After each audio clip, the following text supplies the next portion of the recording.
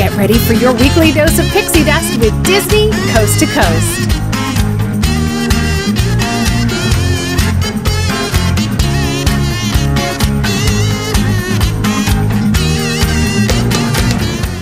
Hey folks, and welcome to Disney Coast to Coast, the ultimate unofficial Disney fan podcast. I'm Jeff DePaoli, and today on the show I have Aaron Wallace joining me again. Hello, Aaron, welcome. Hey Jeff, thanks for having me back. I'm ready to talk some classic Epcot glory.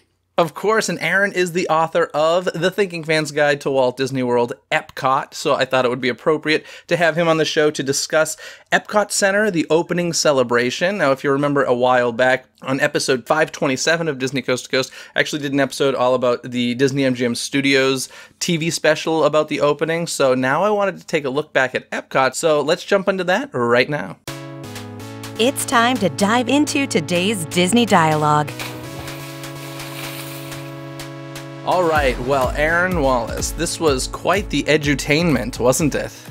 Yeah, I mean, definitely more entertainment than education, but I mean, Danny Kaye, our host, a Hollywood legend, and you know, just the whole presentation of this thing, it's very throwback. It's almost even pre-80s in its presentation. You know, it's this one sort of celebrity of the golden era who just spends a lot of time sort of standing static, looking in the camera, talking and singing to us, and it makes you just feel like it's not fair that the world can't be what it used to be.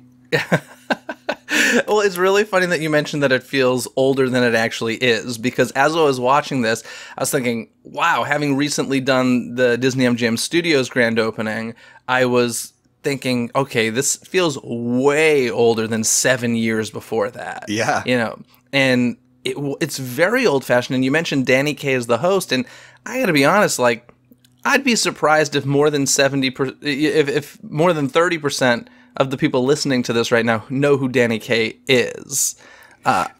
I know that you respect old film, and obviously back in 1982, I guess people knew who he was, but you know, most people know him if they know him from White Christmas. The reason I really know Danny Kaye is because he's the narrator of Here Comes Peter Cottontail, the old Rankin Bass TV special. Like that's how that's how I originally know him from.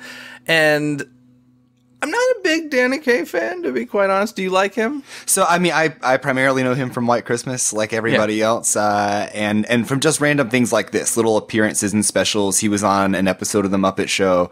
So that's mostly what I know him for, just sort of like a classic song and dance man. But I find him very likable. He's a little bit of what I call a Rex Harrison vocally. You know, he does kind of the talk singing thing. Yeah. But he's charming. Well, and that was one of the things I was going to say is now a lot of this TV special, and by the way, I will put a link to this TV special in the episode notes so that you guys listening can check it out after, because you're going to want to.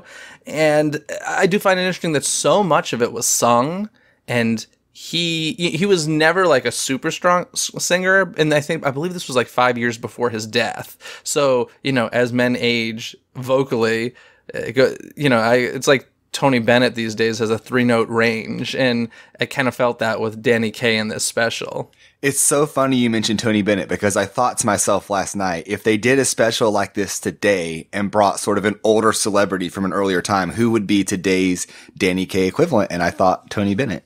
Yeah, he's very, whenever I see him now, and God bless him, but whenever I see him, I'm like, dude, just retire.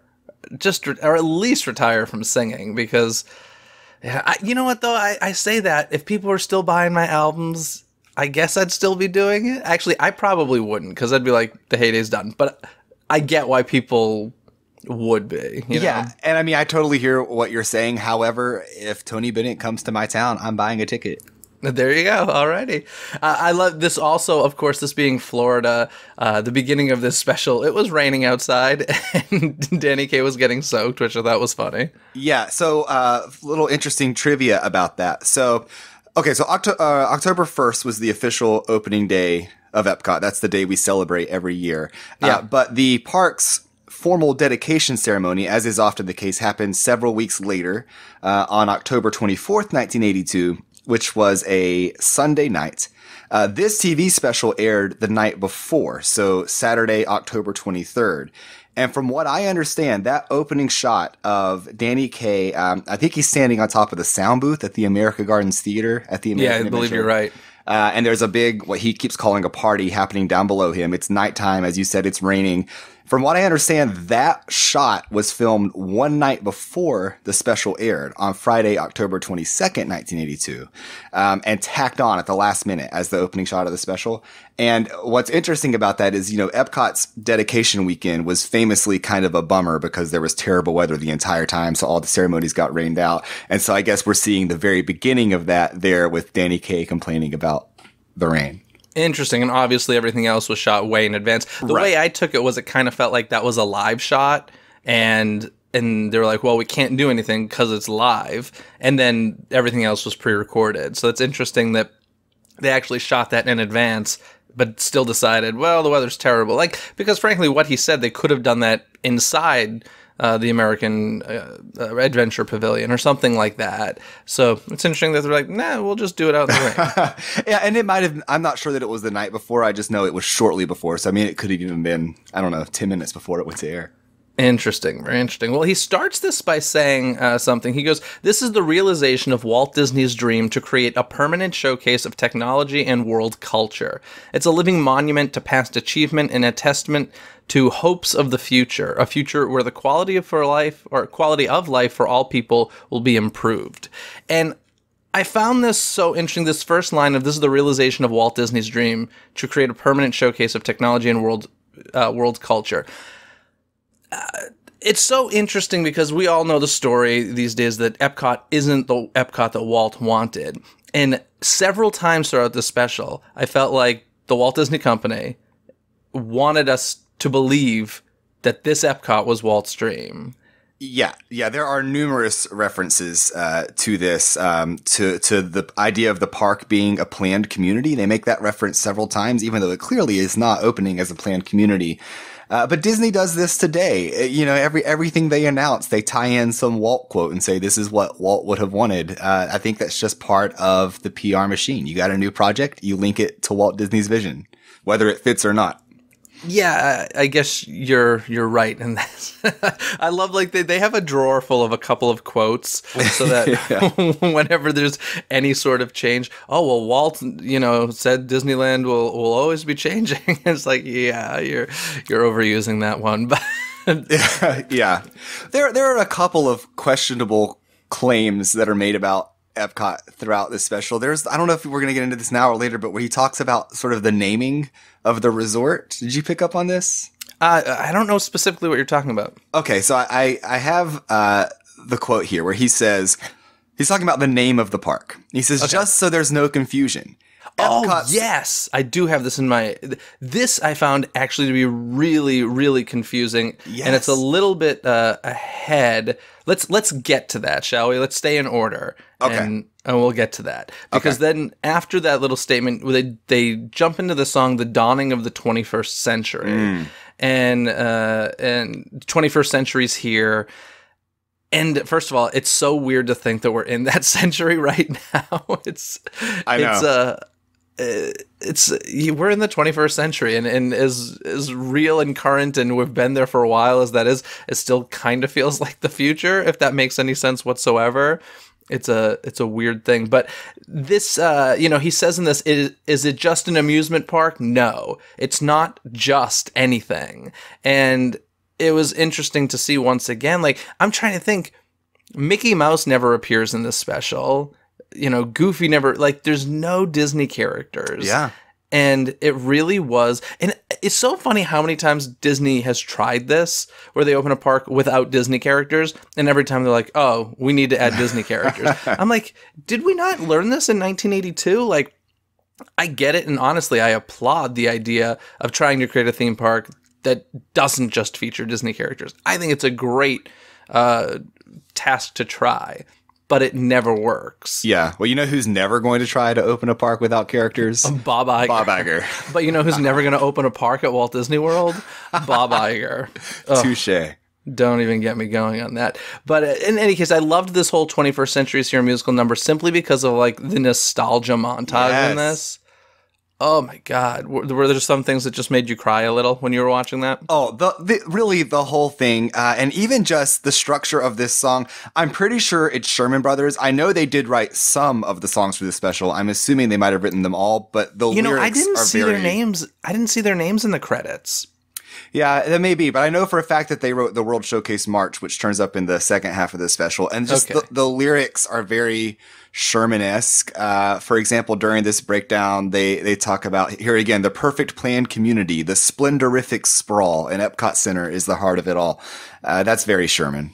Yeah, I agree that when I was watching, I was like, wow, this sounds very Sherman. And of course, the Sherman Brothers wrote a lot of music for Disney parks and EPCOT. So I made the same assumption. So I specifically looked into it. And in the credits, the only music credit I saw was Earl Brown got credit for some music. So I completely believe you that the Sherman Brothers were involved, and it only makes sense that they would be, but I did not find that doing research. So. But this was during that weird time where they had sort of an on and off relationship with Disney, right? So, and I think if I've even read about them coming in and doing like some uncredited work, and so who knows what was going on there then. Interesting. So then, of course, we got a really cool Spaceship Earth time lapse of it being built. Yeah. Now, is Epcot your favorite park? I know that's a really tough question, but is that your favorite park? Are you asking Walt Disney World or in general? The answer is no, either way. Oh, okay. What's your Walt Disney World favorite park? I mean, the place I go to, I enjoy spending time at the most is Magic Kingdom. Okay. Disneyland is my favorite park anywhere. But I will say this about Epcot is that it's sort of the hangout park. It's the chill, like you're not really going to do anything, but you're just going to walk around and soak up atmosphere and have food. I mean, that's what Epcot has become today. Okay. Epcot 1982, or let's say like 1986, might have been my favorite park if it were still operating today. Okay. Well, I am in love with Spaceship Earth. I love everything about Spaceship Earth. And frankly, I marvel at Spaceship Earth every time I go. I've never been in Orlando local, but I go regularly enough that like I'm always surprised how when I see Spaceship Earth, I'm in awe every time. And I look at it, I'm like, wow. And I kind of love the fact that I'm not a local for that reason. Like I never want to stop feeling that way about Spaceship Earth. Yeah, I love how much the Disneyland faithful seem to love Epcot, just painting with a broad brush, because I get the sense that Disneylanders often view Magic Kingdom specifically sort of dismissively, and maybe even Walt Disney World as a whole. And I get that. I don't feel that way, but I totally understand why. If I were coming from Disneyland, I might feel the same way. But there seems to be a real genuine affection on the West Coast for Epcot, and I like that. Yeah, and just seeing that this icon of Epcot being built from the ground up, it's kind of marvelous. Like, I just love it. And it's one of those things, there are certain things that you're like, how do you build that? Like, I don't understand where you start trying to build that. And it was just fun little time lapse in there. But then we actually move into what you were talking about, where he started describing what Epcot was, and he mentioned that all of Walt Disney World was Epcot and that Magic Kingdom was in Epcot. And this was like I was like, whoa, okay. I never realized. I knew that was Walt's dream, that Walt kind of considered the entire Florida project Epcot. But yeah, I had never heard the company refer to it that way. And that was weird to me. I have his quote here. Okay. He says, just so there's no confusion, EPCOT Center is located in the center of Epcot. And EPCOT Center is made up of two parts, which is Future World and the World Showcase. It's okay, so far that all makes sense. Yep. Yes, other than it's located in the center of Epcot. That's a little weird. In the center of Epcot. That's like the clue that more weirdness is coming. And he says it's 2.5 miles from the Magic Kingdom, which is also part of Epcot, which is what the entire 27,000 acre area known as the Experimental Prototype Community of Tomorrow, or EPCOT, or Walt Disney World is called, just so there's no confusion. Yeah, I'm confused. Were they just trying to be clever? Like, did someone just write some copy and say, like, this will sound playful? Well, let's face it, it was probably Marty Sklar that wrote that. Maybe. I mean, it's you're right. To your point, I don't know that post Walt Disney's lifetime, the company ever referred to Walt Disney World as a whole as the EPCOT Center, as like the name of the resort. Certainly not in 1982. I mean, at this point, it was Walt Disney World Resort. It was the Vacation Kingdom. This is very weird terminology here. It was, once again, it made me feel like, oh, they're trying to justify that this is Walt's dream. Like, that's what it felt like to me, because that was always Walt's dream. I'm going to have this place called Epcot that encompasses everything. And I don't know, it just felt like they were trying to say, oh yeah, no, Walt's dream is alive. See, we did it. We did what Walt was wanting to do. That's stretching it a bit. You know how today people show up in Epcot and don't know that they're in Walt Disney World? Like Sure. It's Danny Kaye's fault. It's because of this special. It happens all the time. People are like, I want to go to Disney World today. And I'm like, first of all, it's Walt Disney World. Second of all, you mean you want to go to Magic Kingdom? Like, it's, and I get it. I get it. And you know what I realized recently, and I remember this growing up, of course, I haven't said this in many, many, many years, but East Coasters, when they're going on a Walt Disney World vacation, they just say, oh, I'm going to Disney. And like people out here are like, what? You say you're going to Disney? I'm like, yeah, it kind of like just encompassed everything. And that's like a real thing. I totally remember people saying that when I lived back east. Yeah. Well, on the West Coast, going to Disney could mean, I don't know, the studio or even up to the family museum. And you guys have got a lot of Disney going on. Yeah, and I guess like just saying Disneyland is easier for people. I don't know. It's interesting though. Beyond that weird description, we got some creepy big character heads, which is always fun. And Disney has this in their history for quite some time. As I mentioned, there was no Mickey or Minnie or anything like that, but they had, I think, America on Parade is what I remember these types of characters from initially. Yeah, so after that parade finished its run, the characters from the parade, the actual ones that were using the parade, came to Epcot to do meet and greets and photo ops. Oh gosh, those were meet and greets. That's terrifying. Did they just redress them? Because America on Parade, they were all like in American garb, but these kind of represented different countries and cultures, right? Yeah, I guess that was the idea. So, yeah, those are terrifying. We don't, note to anybody at Disney listening, we don't ever need those back because they're really weird. They are. Having said that, if they wanted to do a retro theme park day, or retro throwback day rather, and have those for photo ops, it'd be hard to pass that up. But listen, Jeff, here's the thing. Everything about Epcot in the 80s was weird. It was the weird park, and that's what made it so awesome. And I want them to lean into that. I want all the weird to come back. I want these giant-headed creatures to greet you on your way into the park. I want them to be operating the turnstiles. That's the Epcot I want. I just realized what I'm going to dress up as for Mickey's Not So Scary Halloween Party. That would be awesome. I've never seen anyone do that. Dude, I wouldn't even be able to get through the turnstile with the head that large. Like, it's ridiculous. But in any case, after that, they bring in Alan Shepard, who's one of the first Americans in space. And they did they brought in, it's so interesting how time can change things, because in the moment, I'm sure all these guests that they've had on the show were big stars, the same way today they would have big stars on any of their TV specials. And it's just so interesting how, with the passing of time, people just become so irrelevant. And we all, so many people fight for, like, being known, or they work hard at being famous, or whatever it is they're working at. It's just like, it's not going to last. And even more recently, I don't know why I'm going on this tangent, but even more recently, I've been talking to people, and I'm talking like adult people in their 20s, who, I'll say the name Judy Garland, and they don't know who I'm talking about. That breaks my heart. Well, it not only breaks my heart, it also shocks me, because I'm like, okay, you're not going to get much more famous than Judy Garland. I mean, like, maybe Elvis, is a name that people will never forget. But even still, I'm like, I can't believe people don't know who Judy Garland is. And then eventually say Dorothy and the Wizard of Oz. Oh, okay, I've seen her before. It's like, well, wow. yeah. So it's just weird to me. So in any case, there were a lot of people in this special that I didn't really know who they were, to be completely honest. And Alan Shepard was the first one that popped in. And did you have any thoughts on his little segment?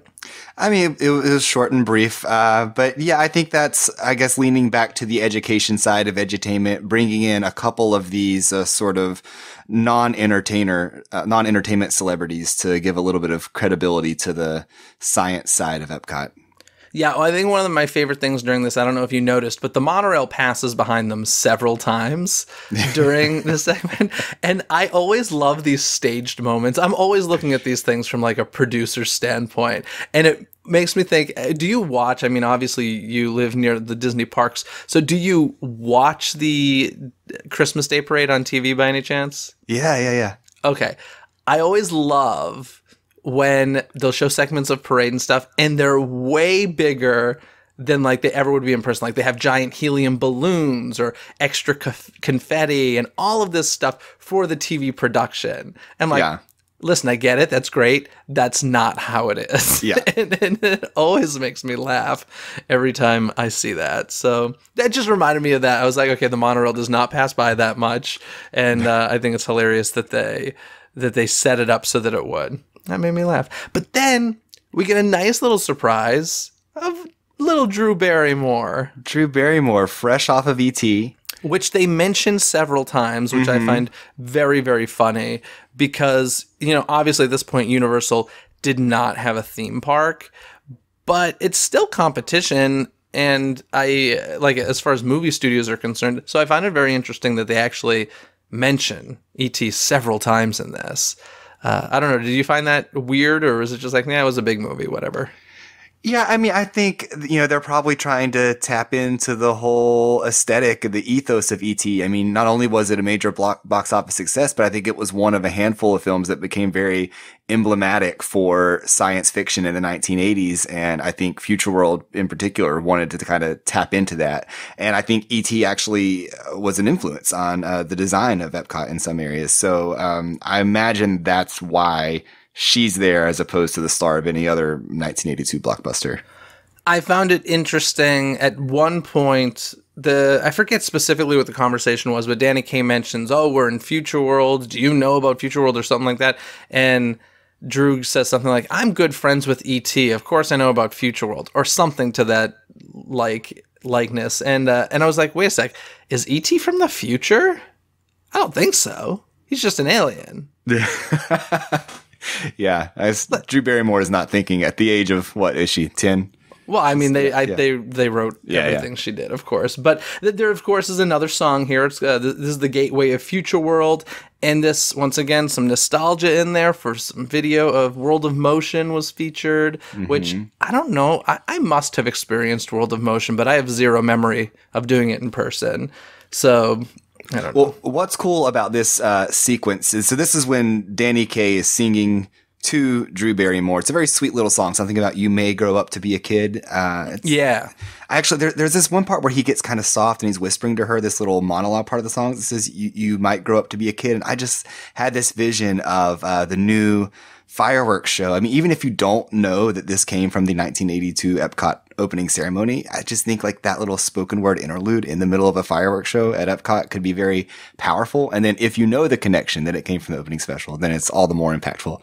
But anyway, what's cool about this song, other than that, is that he's singing to her about 3 Future World attractions in particular, which are World of Motion, Universe of Energy, and Spaceship Earth. And I think it's cool that those 3 are linked together because thematically they're all sort of similar. They all tap into man's development, whether it's communication, energy, or transportation. So they're kind of like 3 threads in the same cloth. And I thought it was cool that the songwriters picked up on that. Very cool. And then we are introduced to a free roaming animatronic.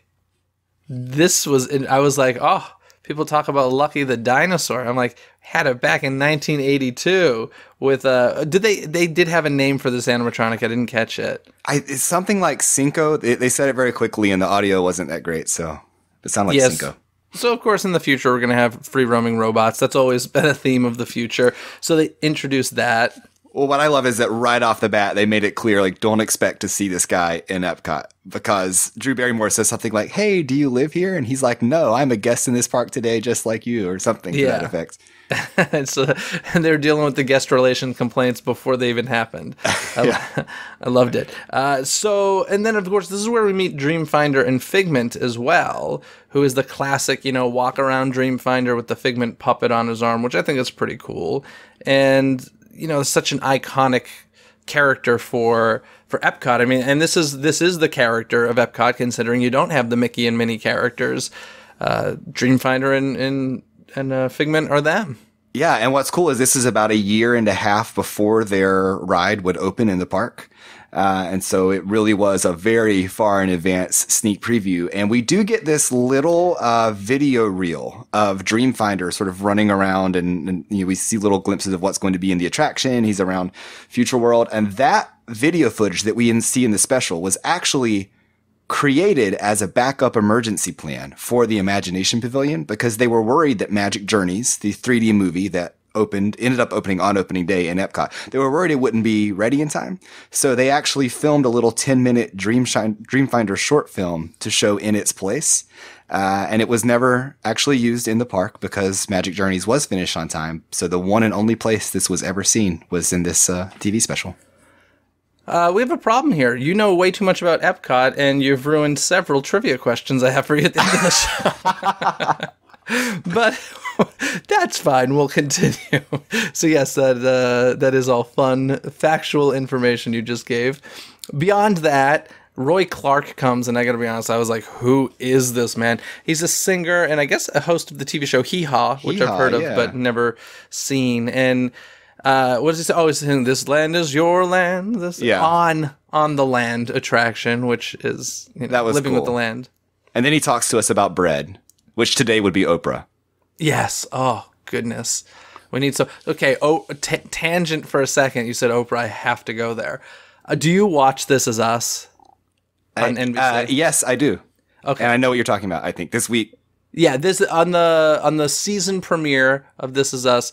They had references to Oprah Winfrey that cracked me up, as well as Party of Five, which I literally rewound it and watched it a couple times because I was just like, I love everything about this. So if you love Oprah and Party of Five, check out the season premiere of This Is Us on NBC. Sorry, there's your NBC Universal plug right there. So I guess, yeah, Roy Clark was there. They're showing clips of Kitchen Cabaret, which I don't think I ever saw in person, and just the Land Pavilion in general. So that was that. Anything you wanted to add about that? Just that I, too, want to have someone singing to me on Living with the Land, complete with backup singer. He's playing guitar. He's sitting like where the narrator would have sat back in the day, playing guitar as it goes through the greenhouse, and he has 3 backup singers flanking him. Let's face it, that could be like a extra ticket event. Or limited time magic. Yeah. Oh, needs to happen. And then we go to Computer Control Center, which, of course, the robot comes back with another robot, and there's this whole montage about the computers that run Epcot, and it was an interesting little filler. What's cool is this robot that we meet in this scene actually was available to guests in everyday Epcot in Communicore. Her name was Smart One. So that's something I never got to experience in person. So it's always cool to get to see actual video footage of that running. Nice.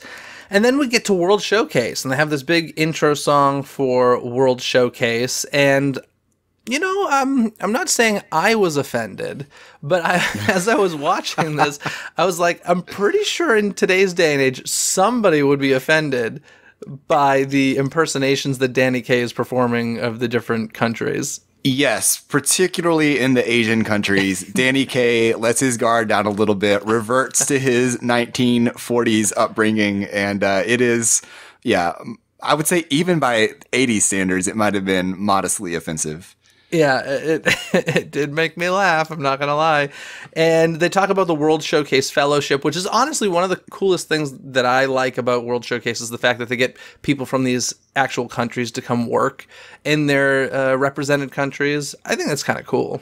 Yeah, well, what I love about the structure of this song is so he's going around all the different countries kind of celebrating them. And then there's a lyric that says something to the effect of, but hey, let's all go to America because why wouldn't we? And then like you see all the international cast members literally running to the American, like fleeing their own countries and running to America for a celebration. That in itself, I think that would never fly today. Yeah. And they actually mention that Israel, Morocco, and Spain would be joining World Showcase. And correct me if I'm wrong, the only one that has is Morocco, right? Yeah. Spain and Israel have not made it. So obviously there were some early plans for other countries to be added that just didn't make it. And that actually leads into our next guest, Alex Haley, who was the author of Roots. And he was there presenting the Africa Pavilion model, which means that they were far along in the process of bringing an Africa Pavilion, which, correct me if I'm wrong, never existed? It never existed as a pavilion. We have there today what they call the African Outpost, which was supposed to be sort of a placeholder / preview center for the Africa Pavilion that was to come, and it just never happened. That's so weird. I mean, they had a full-on model. It just seemed like, they took the time to make this a part of the special. It seemed like it was pretty far along in the process. So interesting that never happened. But I guess there's expansion pads in Epcot to put in some IPs. So yeah, it'll never happen. But none of them ever got a little preview center built, and Africa did. So yeah, it was the farthest along pavilion to never be fully developed. Interesting. And then we get, of course, America's sweetheart. Is she America's sweetheart? Miss Marie Osmond shows up. That's a lofty superlative. I don't know. Okay. How would you describe her? I don't know. I like Marie Osmond. Can I go on a little tangent of my own now? This is my This Is Us tangent. Okay. For those who don't know, my favorite singer is Amy Grant. Jeff, because I made you a CD. Yes. I just recently discovered that in 1998, when the Disney Institute at Walt Disney World became the Disney Institute Resort, which is now Saratoga Springs Resort and Spa, and this whole project was like a pet project for Michael Eisner. Eisner actually invited Amy Grant to the Disney Institute Resort to perform a full-length concert, which was broadcast on national TV. And Marie Osmond hosted it as sort of a telethon. They did a fundraiser in conjunction with Walmart for the Children's Miracle Network. But what's interesting about this from a Disney history perspective is not only was Michael Eisner promoting his new Disney Institute Resort, but this was mere months after Disney became the subject of a very high-profile boycott by the, I think, Southern Baptist Association, Focus on the Family, and one other major Christian organization.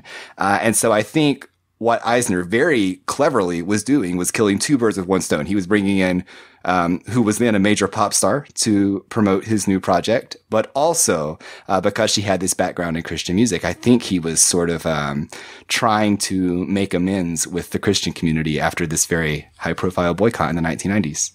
I wonder whose idea that was. Somebody was smart. Yeah. Interesting. Disney Institute is such an interesting concept to me. It still exists today, just in a very different form. But it's one of those things I wish took off, although I understand why it didn't. I don't know. I think it's cool. I remember actually when I was younger, I always wanted to take Disney Institute classes and stuff. And there's something about the idea of going to Walt Disney World, though, and going to class instead of theme parks that I can understand why people didn't necessarily want to do it. But in any case, Marie Osmond was performing. I think it was in the American Gardens Theater before it had a cover on it. Yes, and that's one of the coolest things about this special. First of all, if the listeners have not seen the Epcot opening special and you don't want to watch the whole thing, you at least have to fast forward to the Marie Osmond performance. The dancers in this thing are next level. It's just an enthusiasm that only the 1980s could bring. And you also get to see the original America Gardens Theater stage. As you said, Jeff, no roof, no backdrop, no wall there, just a straight shot all the way to Spaceship Earth. And she's performing on it in like high-level diva mode. Do you know when that stage was covered? I believe in 1994, they did that for the Barbie show that performed there. Oh, goodness. So that's the best thing to have come from the Barbie show, I guess. But it's so interesting. I understand why it's covered, and I think obviously you can produce shows better that way, and it provides shade. But at the same time, it is something about, you're ruining that direct view of Spaceship Earth, that do you like it covered or not? Listen, I think it looks gorgeous uncovered, but from a practical perspective, I'm so glad that they did end up building the amphitheater there, because not only are you dealing with weather raining out, a large number of the shows that we put on there, but they were just very limited in what they could do. I mean, you could have somebody stand at a microphone maybe, but, forget any sort of lighting or any sort of escalated staging. So I think we get a lot of great productions there now. And that's part of what contributes to Epcot being the hangout park, is they get to bring in these great concerts and the candlelight processional and all that. And just those things would be very hard to pull off without that staging there. I think maybe the happy compromise would be to have the roof and everything, but maybe just get rid of the backdrop. That way you could see through the stage to Spaceship Earth still. I don't know. I mean, it's fine the way it is, but every time I see it, I'm like, it's kind of ruining this perfect view. It's like a perfect center of Spaceship Earth. And plus, wouldn't that be a fun backdrop to look at during like a band performance or something? To see Spaceship Earth? I don't know. Yeah. I think it would be nice. Anyway, beyond that, as you said, this crazy performance from Marie Osmond. They feature the China Pavilion quite a bit in this and kind of show the making of that film, which, did it get that update? Has that happened? Haven't even seen it. Yes, so the film opened as Wonders of China, and that's what we get to see making of footage for in this special footage that I don't think has ever been seen anywhere else to my knowledge. So that's another great reason to watch this special, because the whole making of that film is fascinating, and what they don't talk about in this special is the demands that the Chinese government made on Disney's filmmakers and the limited access that they gave Disney to their own cameras when they came into China. But anyway, that film opened as Wonders of China, and then later became Reflections of China in the late 1990s. And then more recently got an update, or is getting an update, right? Wasn't there talk at the expo or something that they were going to update the China film? Yes, you're right. Yeah, there has been that talk. It has not happened yet. It hasn't happened yet. Okay. Yeah, I did find it interesting because I knew that story, I believe from your book, about the problems they had with the Chinese government. And it made me laugh, just like the line, "We worked closely with the Chinese government." Or whatever. I was like, yeah, because you had to. Yeah. That's pretty much how I felt. Beyond that, I'm going to mess up this name. They did a little interview with Eric Severide. Is that the right name? I want to say Severide. Severide, there we go, who apparently was a CBS News anchor. And I didn't realize this, but a lot of people consider him to be the guy that wrote Walt's definitive eulogy.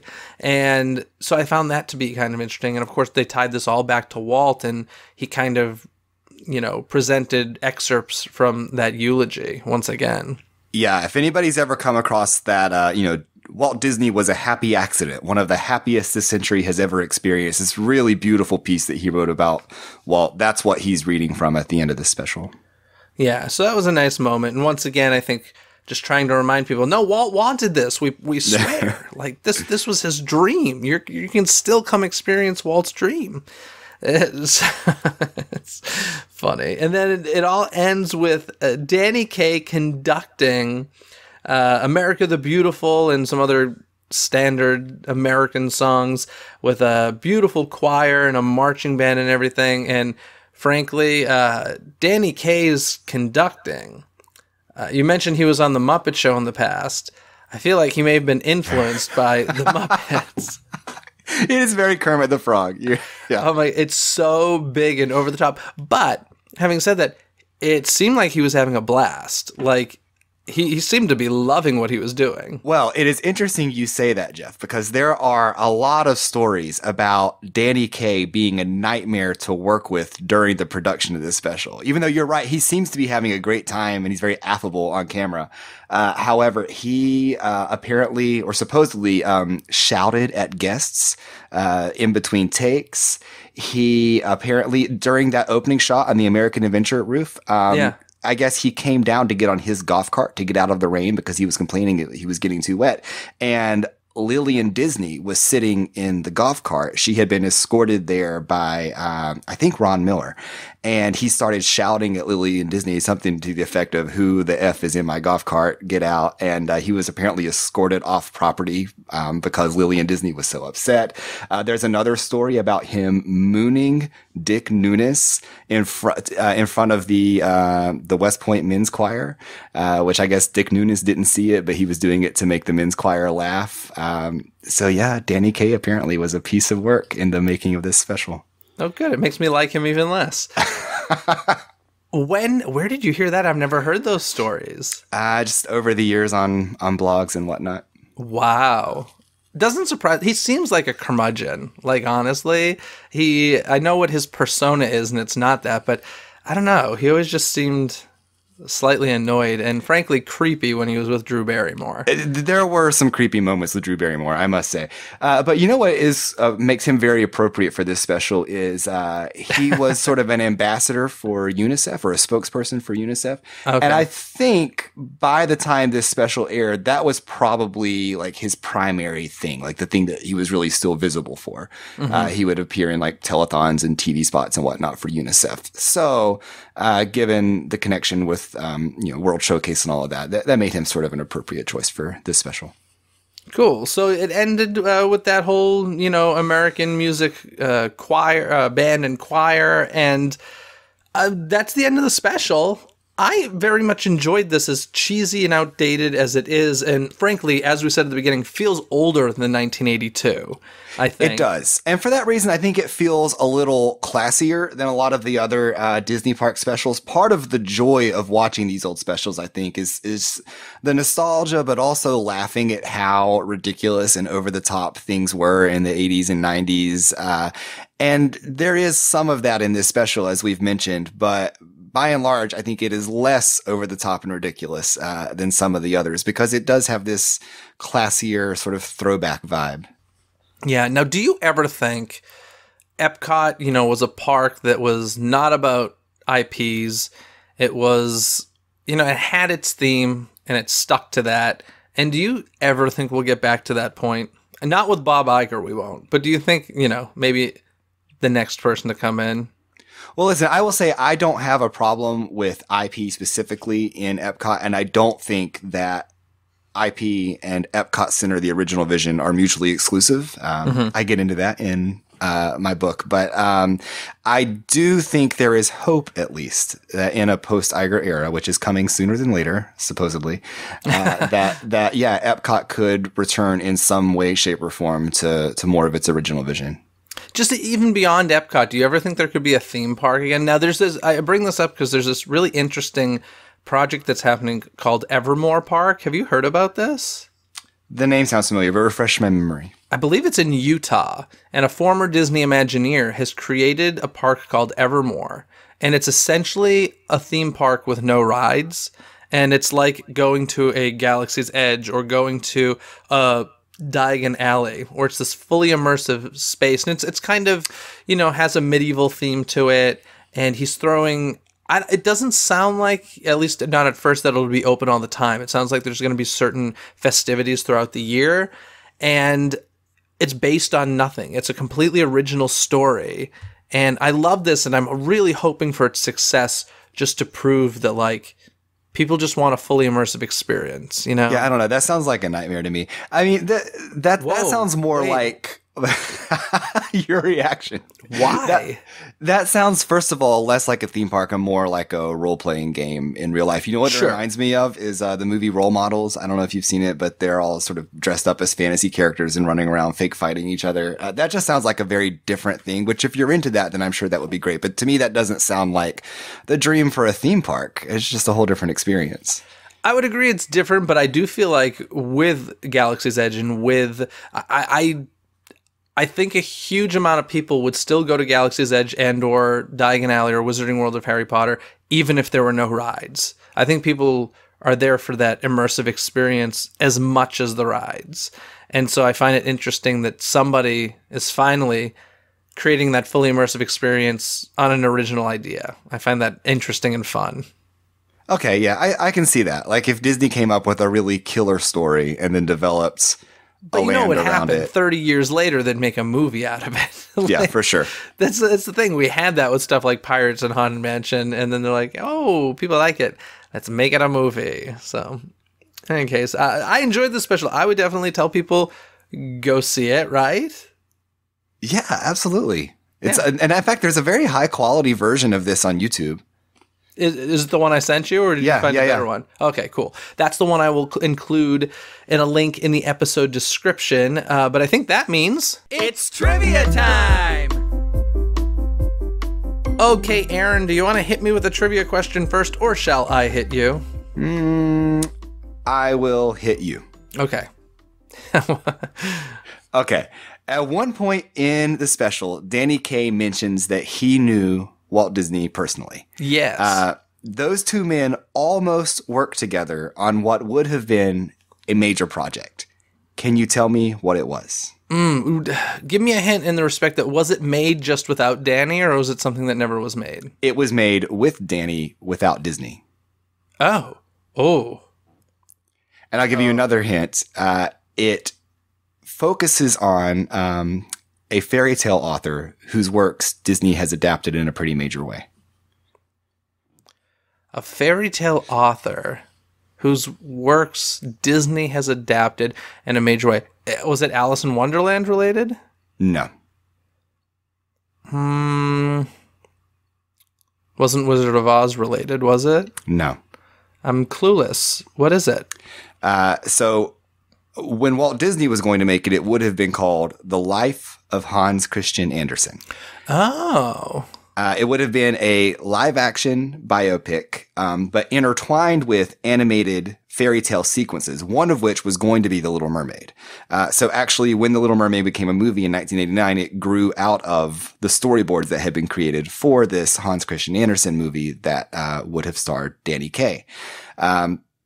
Danny Kaye ended up making the movie as a live-action musical sans animation. It was just called Hans Christian Andersen. It was released in 1952 with Samuel Goldwyn Pictures, and supposedly the Disney animators really wanted to work on this movie, and they were sort of lamented the fact that Walt allowed the World War II production efforts to sort of distract him, and he ended up losing the project. Huh. I had no idea. Look at that. Interesting. Well, my trivia for you, as I've said, you've ruined several of them already. Sorry. But you did mention that the Dreamfinder and Figment attraction was not ready opening day when the park opened. But can you give me the date when it actually opened? Oh my gosh. The date? Let's start with the year. What year? I think 1983. Okay, what month? August? Nope. No. It was actually much sooner than you initially said. You said it was like a year and a half later. It was not nearly that long. Okay. One of the attractions opened a year to the day after, but I think that was Horizons. So that would have been October. You're saying earlier. I was April. You're close. It was March. March 5th of 1983. So really just 5 months after the park opened. Okay. They were ready with that attraction. So, of course, it's always interesting when, like, it's interesting that they introduce those characters, and I'm going to assume that you could probably meet and greet those characters, even though people at that point probably weren't sure who they were wandering this park. But at least they had something cute and huggable to take a photo with. Yeah, and I think circling back to today, that's probably still the case. There's a lot of Figment when you enter Epcot, particularly during the festivals now. And he has a ride there, but it's not a popular ride. And I imagine a lot of the guests who come in and see Figment statues everywhere and buy his merchandise probably don't have a strong sense of who he is, but the character is lovable enough, I guess. There you go. Excellent. Well, Aaron, thanks so much for coming on the show. Let folks know where they can find you if they want to learn more about you. Just go to AaronWallaceOnline.com, AARON, and you can find my books and social media and all that right there. Awesome. And I highly suggest you check out his books, especially The Thinking Fan's Guide to Walt Disney World Epcot, if you watch and enjoy this special. Lots of good information in there. Thank you so much, Aaron.